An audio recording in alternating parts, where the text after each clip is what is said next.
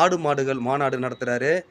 அதே போல் பல நிகழ்வுகளில் மரத்தை வெட்டுறாங்க, அபகரிக்கிறாங்க, காடை வந்து சிதைக்கிறாங்க, மரங்களை நடமாட்டங்கிறாங்க, மண் அள்ளுறாங்க அப்படிங்கிற கனிம வள கொள்ளைகளையும் எதிர்த்து மரங்களின் மாநாடு அப்படின்னு நடத்துகிறாரு.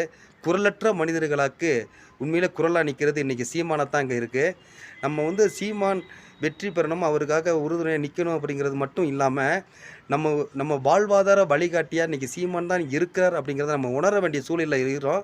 இது நிதர்சன உண்மைங்க. எனக்கு வந்து நம்ம எந்த கட்சியும் சார்பு இல்லை அப்படின்னாலும் கூட, நமக்காக வந்து தோள் கொடுக்குற ஒரு மனுஷனை நம்ம வந்து விட்டுட்டு நகரக்கூடாதுங்க.